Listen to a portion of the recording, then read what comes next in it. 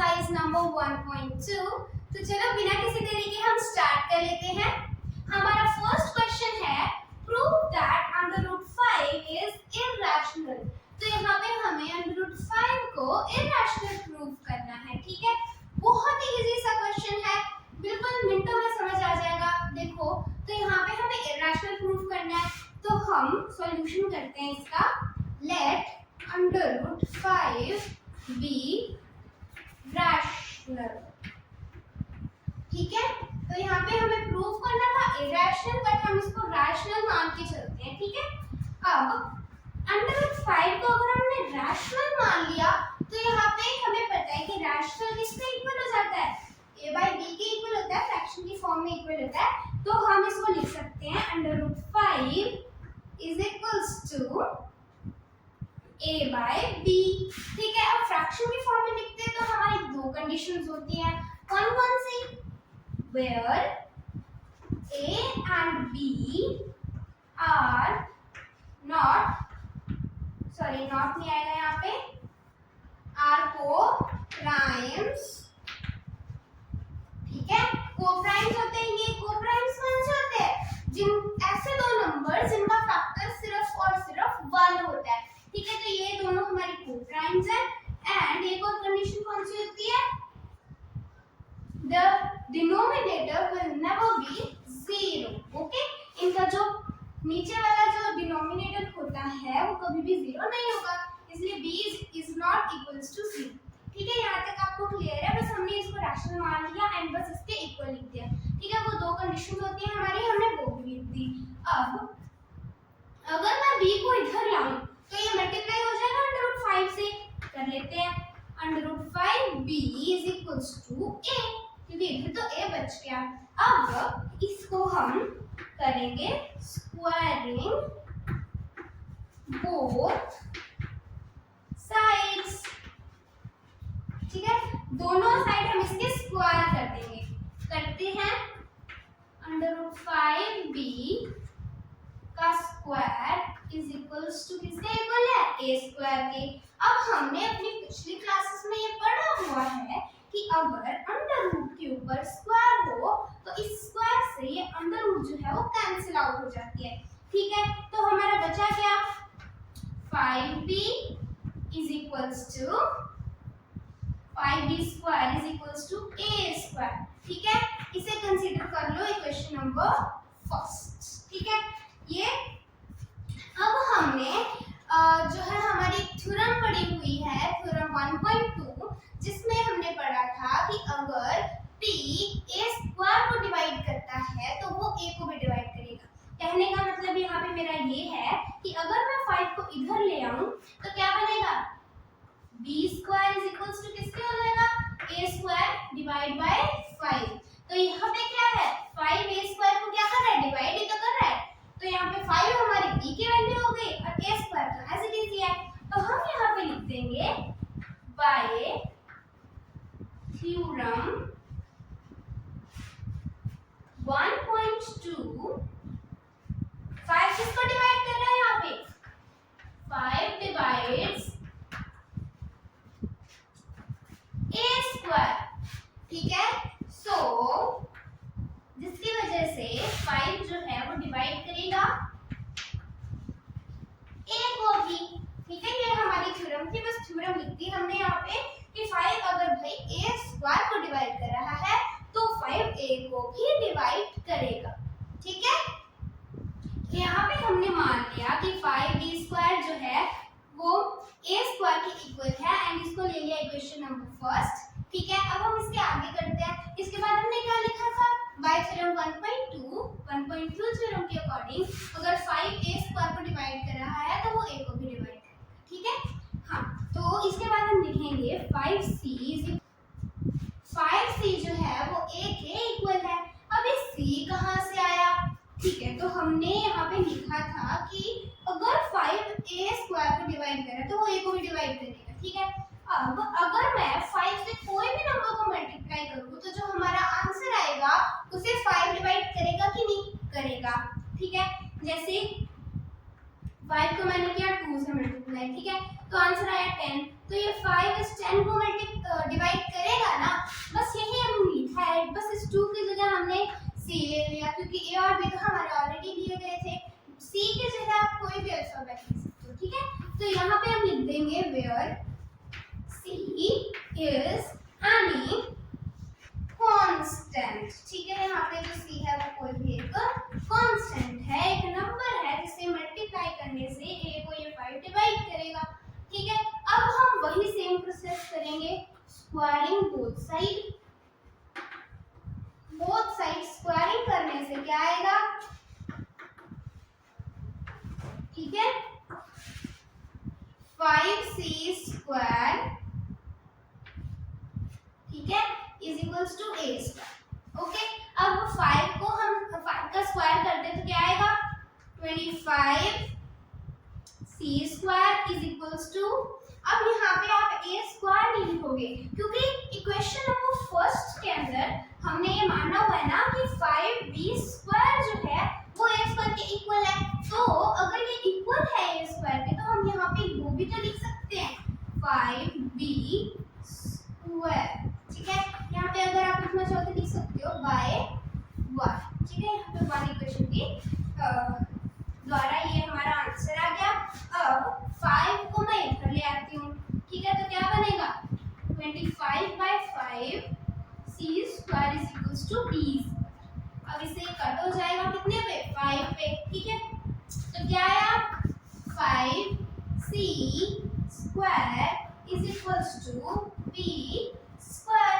अब ये इक्वेशन हमारी इस इक्वेशन की जैसे नहीं बन गई, देखो यहाँ पे b है, b स्क्वायर है, यहाँ पे c स्क्वायर है, ठीक है। अब हमने जैसे पहले लिखा था by theorem 1.2 5 divides b square, so 5 जो है वो डिवाइड करेगा b को भी, ठीक है। तो यहाँ से अब आपको कोई चीज समझ आ रही है, देखो हमने पहले कह दिया कि जो 5 है वो a को भी डिवाइड कर रहा है, ठीक है। यहाँ पे हमने कह दिया कि 5 b को भी डिवाइड कर रहा है, और हमने स्टार्टिंग में ऐसे बोला था कि a और b जो है हमारे को-प्राइम्स है। को-प्राइम्स कौन से होते हैं, जिनका फैक्टर सिर्फ 1 होता है। और यहाँ पे हमने क्वेश्चन सॉल्व करते करते a और b के फैक्टर्स जो है वो 5 को भी बना दिया, इसलिए वो को-प्राइम्स नहीं हुए, ठीक है। इसको लिख लेते हैं हम। सो यहाँ पे हम लिख देंगे therefore a and b are not co-primes, क्योंकि हमने जो है 5 को इन दोनों का फैक्टर प्रूव कर दिया है, क्योंकि 5 इन दोनों को डिवाइड कर रहा है, ठीक है। तो इसलिए को-प्राइम्स नहीं होंगे, ठीक है। और रैशनल में तो हमें पता है कि फ्रैक्शन की फॉर्म में को-प्राइम्स होते हैं, इसलिए our assumption was wrong, हमारी जो मान्यता थी वो गलत थी कि हमने इनको जो है √5 को रैशनल मान लिया था, तो वो हमने गलत माना था। therefore जो √5 है is irrational, ओके। इसलिए हमारा जो √5 है वो irrational है। तो हमारा नेक्स्ट क्वेश्चन है प्रूव दैट 3 + 2 × √5 इज irrational, ठीक है। तो हमें अब इस जो नंबर है इस नंबर को irrational प्रूव करना है, ठीक है। तो 1.2 एक्सरसाइज में हमें सारे ऐसे ही क्वेश्चन देखने को मिलेंगे कि prove that this number irrational, ठीक है। तो हम इसे भी सॉल्व कर लेते हैं। और ये ना √5 से जो हमने पहले किया था क्वेश्चन उससे बहुत ज्यादा इजी है, ठीक है। तो इसको देख के घबराना नहीं है हमें, ठीक है। इसे सॉल्व करते हैं, ठीक है। तो वैसे ही करेंगे अभी तक इसको। लेट 3 + √5, यहाँ पे 2 भी है, ठीक है, बी रैशनल, ठीक है। इसको हमने रैशनल मान लिया। अब रैशनल मान लिया तो फिर 3 + 2 √5 किसके इक्वल हो गया, ए बी के। ठीक है, अब हमने दो कंडीशंस भी लिख ली है, कौन कौन सी, where A and B are coprimes, ठीक है, and B is not equals to C. ठीक है, अब मैं इसे सॉल्व करूं तो 3 को मैं इधर ले आऊंगी और 2 को भी इधर ले जाऊंगी। तो इस साइड हमेशा हमें इरेशनल अंडर रूट के नीचे जो नंबर होता है उसे रखना होता है, और इस साइड हमें सारे रैशनल नंबर्स लेके आने होते हैं ताकि एक साइड इरेशनल हो जाए और एक साइड रैशनल हो जाए। ठीक है, अब ये 3 हमें प्लस में है तो यहाँ पे माइनस हो जाएगा, a माइनस 3 बाय b, और 2 यहाँ पे मल्टीप्लाई में है और यहाँ पे आके डिवाइड में हो जाएगा। ठीक है, तो 2 भी आ गया। ठीक है, अब हम एलसीएम लेके इसको माइनस करेंगे तो क्या आंसर आएगा, तो नीचे लिख लेते हैं, under root 5 is equals to a minus 3b, क्योंकि देखो क्रॉस मल्टीप्लाई करेंगे ना तो 20 के साथ मल्टीप्लाई हो जाएगा, और नीचे क्या है, 2b है। ठीक है, अब अगर हम यहाँ पे a और b की वैल्यू अगर पुट करते हैं ना तो इस पूरे को सॉल्व करने से हमारा एक प्रॉपर रैशनल नंबर आ जाता है। ठीक है, यहाँ पे a भी इंटीजर है, 3b भी इंटीजर है और 2b भी इंटीजर है। ठीक है, इसलिए ये हमारा कुल मिला के जो है रैशनल नंबर की फॉर्म में, क्योंकि फ्रैक्शन में तो इंटीजर्स जब फ्रैक्शन में आ जाएंगे तो हमारा रैशनल नंबर बन जाएगा। ठीक है, तो ये हमारे किसके इक्वल है, रैशनल के। और हमें पता है कि अंडर रूट 5 अभी हम प्रूव करके आए हैं कि ये किसके इक्वल है, इरैशनल के। ठीक है, ये इरैशनल के इक्वल है और ये रैशनल के इक्वल है। ऐसा कभी हो सकता है कि इरैशनल और रैशनल इक्वल हो। ठीक है, तो इसलिए since we know that under root 5 is irrational, ठीक है, and 3 plus, नहीं ये वाला लिखेंगे हम यहाँ पे। ठीक है, a minus 3b by 2b is rational. तो यहाँ पे हमने जो माना था, क्या माना था कि a और b जो है कोप्राइम्स है। ठीक है, ये गलत हो गया। आर assumption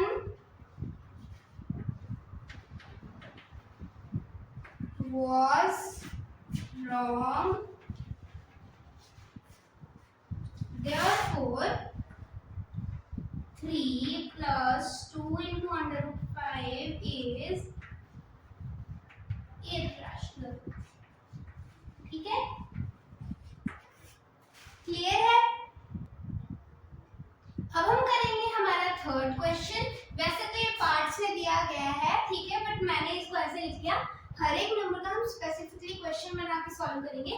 ठीक है, तो 1 upon under root 2 is irrational. तो हमें अब इस नंबर को जो है वो इरैशनल प्रूव करना है। बिल्कुल वैसे ही होगा। ठीक है, सभी क्वेश्चन जिसमें हमें इरैशनल प्रूव करना है ना, तो उसमें हम ले लेंगे let 1 upon 2 under root 2 be rational. Okay, तो यहाँ से 1 अपॉन अंडर रूट 2 किसके इक्वल हो गया, a by b के। ठीक है, ये तो हम करते आ रहे हैं।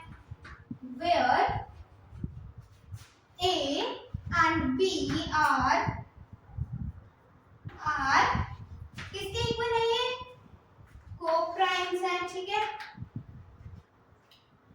और b है जो हमारा वो 0 नहीं है। ठीक है, अब वैसे ही मैं 1 को इधर ले आऊंगी तो क्या कोई फर्क पड़ेगा, नहीं पड़ेगा। ठीक है, तो यहाँ पे मैं सिंपली लिख सकती हूँ under root 2 is equals to a by b। अब ये तो वैसा ही क्वेश्चन बन गया। ठीक है, इसको अब हम आगे ऐसे सॉल्व नहीं करेंगे, बस ये बता दो जैसे हमने पिछले क्वेश्चन में बताया था कि ये जो है वो हमारा रैशनल है, ठीक है, और ये जो है under root 2 is irrational. Okay, अब बस लिख देंगे ये इसी लाइन को जो मैंने आपको बताया कि ये रैशनल है और ये इरैशनल है, इसी को लिख देंगे। Since we know that under root 2 is irrational, हमें पता है कि अंडर रूट 2 इरैशनल है एंड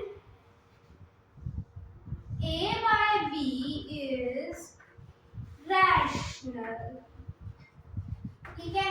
तो यहाँ से हमें पता है कि अंडर रूट 2 इरैशनल है और a by b रैशनल है, ठीक है। तो हमने जो अजम्पशन करी थी कि 1 upon under root 2 is rational, हमने ये माना था वो गलत था। और assumption was wrong, ठीक है, wrong, therefore 1 upon under root 2 is irrational, ठीक है। तो अगर आप इन क्वेश्चंस की अगर प्रैक्टिस करोगे ना तो ये इतने इजी लगने वाले हैं ना आपको, बस चुटकियों में हो जाएंगे, ठीक है। अब हम अपने नेक्स्ट क्वेश्चन की तरफ चलेंगे। तो हमारे थर्ड क्वेश्चन का जो सेकंड पार्ट है, हमें जो सेकंड नंबर दिया हुआ है वो है 7 into under root 5 is irrational, मतलब इसको हमें प्रूव करना है, ठीक है। तो बस वैसे ही करेंगे, लेट कर लेंगे कि 7 into अंडर रूट 5 क्या है, बी रैशनल, ओके, रैशनल मान लिया इसको। अब हम सिंपली इसको लिख सकते हैं is equals to a by b, ठीक है। फिर हम वो लाइन लिख देंगे where a and b are co-primes, ठीक है, and b is not equals to 0, okay. अब यहाँ पे मैं 7 को इधर ले आऊँ, यहाँ पे मल्टीप्लाई में है, यहाँ पे क्या है हो जाएगा, डिवाइड हो जाएगा, ठीक है। तो यहाँ पे हमारा इरैशनल नंबर रह गया है, किसके इक्वल होगा, a अपॉन 7b के, ठीक है, यहाँ पे 7b है। अब हम फिर से वही कंडीशन में पहुंच गए कि ये क्या है हमारा रैशनल और ये क्या है इरैशनल, लिख लेते हैं। बस जिसमें हमें इस टाइप के हो ना, अकेला अंडर रूट ना हो और यहाँ पे हमें साथ में कोई जो रैशनल नंबर दिया हो, तो बस इरैशनल को आपको अलग करने की कोशिश करनी है और इस साइड आपको रैशनल बना लेना है, ठीक है। बस फिर आपका क्वेश्चन आराम से सॉल्व हो जाएगा, ठीक है। Since we know that under root 5 is irrational, ठीक है, हमें पता है कि अंडर रूट 5 इज इरैशनल, ये इरैशनल नंबर है and a upon 7b is rational, ये रैशनल है, ठीक है। सो देयरफॉर हमने जो माना था कि ये इरैशनल है, सॉरी रैशनल है, तो ये गलत था। Our assumption was wrong, so हमारा जो नंबर था 7 into under root 5 क्या हो गया, is irrational। तो हमारे थर्ड क्वेश्चन का लास्ट पार्ट रहता है 6 plus under root 2 is irrational proof, ठीक है, प्रूफ करना है। तो बिल्कुल वैसे ही करेंगे, सभी क्वेश्चन जो है ना थर्ड पार्ट के वो बिल्कुल सेम है, ठीक है। तो लेट कर लो कि 6 plus under root 2 be rational, ठीक है। अब रैशनल मान लिया और फिर हम लिख देंगे कि ये किसके इक्वल है, a by b के, ठीक है। अब फिर से वही दो conditions where a and b are co-primes,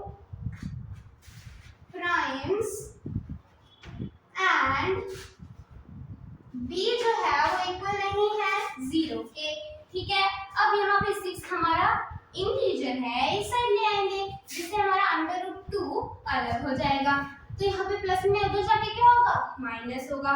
ठीक है, तो under root 2 is equals to a minus 6 by b। अगर मैं यहाँ पे एलसीएम लेके एंड माइनस करूँ तो हमारा आंसर आ जाएगा a माइनस 6b, क्योंकि अब यहाँ पे जो है हमारे वेरिएबल्स हैं तो इसलिए सॉल्व तो होगा नहीं, इसलिए मैं माइनस 6b करके नीचे b लिख दो। ठीक है, यहाँ से हमारा ये सॉल्व हो गया। अब हमें पता है कि ये हमारा रैशनल है, ये इरैशनल है। ठीक है, तो बस फिर से वही तीन लाइनें लिख देंगे। सिंस वी नो दैट, हमें पता है, we know that under root 2 is irrational। ठीक है, ये irrational है and a minus 6b by b rational है, is rational। ठीक है, ये rational है। अब ऐसा तो हो नहीं सकता कि ये हमारा irrational है, ये rational है, दोनों इक्वल हो, नहीं हो सकता ना कभी भी। तो इसलिए our assumption was wrong and इसी से प्रूव होता है कि 6 प्लस अंडर रूट 2 इज क्या है, ये अभी बताया मैंने, इरैशनल है। ठीक है, तो इसी क्वेश्चन के साथ हमारी एक्सरसाइज 1.2 सॉल्व होती है प्रॉपर्ली। एंड आई होप कि आपको आज की वीडियो में हमने जितने भी क्वेश्चन आंसर किए, ठीक है, जितने भी क्वेश्चन सॉल्व किए, सभी बहुत अच्छे से क्लियर हो जाएंगे। ठीक है, तो अब हम मिलेंगे नेक्स्ट वीडियो में। Till then take